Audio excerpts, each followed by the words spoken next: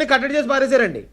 కొట్టే దగ్గర కొడతారు, కానీ అన్ని చోట్ల కాదు. మనం ఆ ఎదుటి వ్యక్తిని ఆడి శత్రువు అయినా సరే యుద్ధం వచ్చేదాకా ఆడికి విలువ ఇవ్వాల్సిందే అనేది మా పాలసీ సార్. ఇంకోటి ఇప్పుడు మీరు అడిగినట్టు పవన్ కళ్యాణ్ గారు మేమే ఉంటాం 15 సంవత్సరాలు అని చెప్పడానికి కారణం ఉంది సార్.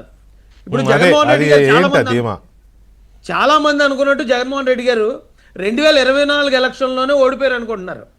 కానీ జగన్ గారు ఓటమి ఎక్కడి నుంచి మొదలైందంటే సార్, ఎప్పుడూ కూడా వలసలో ప్రతిపక్షం నుంచి అధికార పక్షంలోకి ఉంటాయి.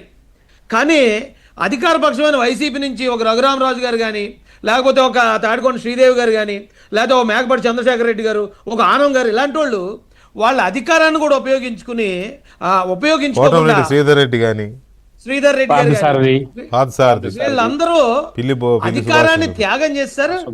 ఆ రోజున ప్రతిపక్ష పార్టీలోకి ఎప్పుడైతే వలస మొదలైందో ఆ రోజు జగన్ పతనం మొదలైందండి. మాలాంటి వాళ్ళు ఎంతో మంది జగన్ కోసం ఏదో గొడ్లు చెంపుకుని వీధుల్లో తిరిగినోళ్ళం కూడా జగన్ మీద తిరిగి కేసులు పెడుతున్న పోరాటానికి ఎప్పుడైతే దిగామో అప్పుడు అతని పతనం స్టార్ట్ అయింది సార్. దాంతోపాటు పులివెందుల్లోనే ఎమ్మెల్సీ ఎలక్షన్లో వాళ్ళు ఎంత రిగ్గింగ్ చేసినా మీకు ఓటు లాటరీలో తగిలిందని వాలంటీర్లు పట్టుకెళ్ళి 10th క్లాస్ వాళ్ళకి ఓట్లు ఇచ్చినా సరే అప్పుడు తెలుగుదేశం పార్టీ నెగ్గటంతో అక్కడ అతని పతనం స్టార్ట్ అయింది సార్. అది చాలా సిగ్నిఫికెంట్ మలుపు కదా. అది 3 ప్రాంతాల్లోనూ ఎమ్మెల్సీలు, గ్రాడ్యుయేట్ ఎమ్మెల్సీలు టీడీపీ గెలవడం ఆల్మోస్ట్ దాదాపు 200 నియోజకవర్గాల పరిధిలో జరిగింది సార్. అవును, దాదాపు ఎంత 150 నియోజకవర్గాల పరిధి లేదా సంథింగ్. అయితే అక్కడి నుంచి అతనికి ఆల్రెడీ స్టార్ట్ అయిపోయింది సార్. కానీ ఈ రోజు అతను అబద్ధాలు చెప్తున్నట్టే అప్పటి నుంచి అతను మోసం చేసుకున్నాడు.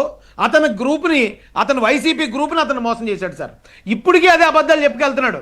నేను 29 వచ్చేస్తే రప్ప అంటాడు. ఈ రప్ప బ్యాచ్ అందరూ కూడా ఇలా అన్నావు అని పోలీసు వాళ్ళు వెళ్తే బాత్రూంలో దూరి ఆర్పిక్ అంటున్నారండి. పైకేమో రప్ప అంటారు, గట్టి పట్టుకున్నట్టు ఆర్పిక్ అంటున్నారు. అలాంటి బ్యాచ్ ఉన్నారండి.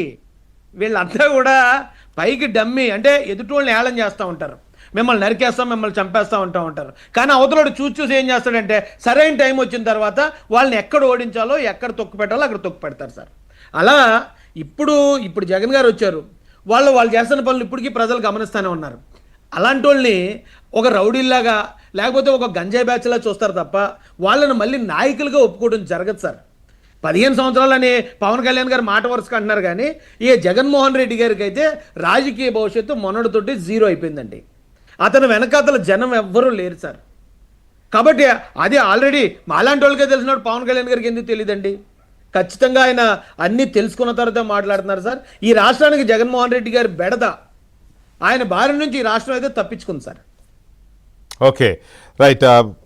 ఇంకో ఇదే విషయం మీద యామిని గారు, పవన్ కళ్యాణ్ గారు అంత ధీమాగా ఇంకా 15 ఏళ్ళు మేమే వైసీపీ కలలగండం వేస్ట్ అని అనడం ఒకటి. ఇప్పుడు శివశంకర్ గారు మాట్లాడుతూ కూటమి బలంగా ఉన్నన్నాళ్ళు వాళ్ళు అధికారాన్ని మర్చిపోవాల్సిందే అని కూడా అన్నారు శివశంకర్ గారు. కూటమి బలంగా ఉన్నన్నాళ్ళు అనే దానికి కామాలు తప్ప ఫుల్ స్టాపులు ఉండవు. ఫుల్ స్టాపులు తప్ప కామాలు ఉండవు. అది ఎప్పుడు అనేది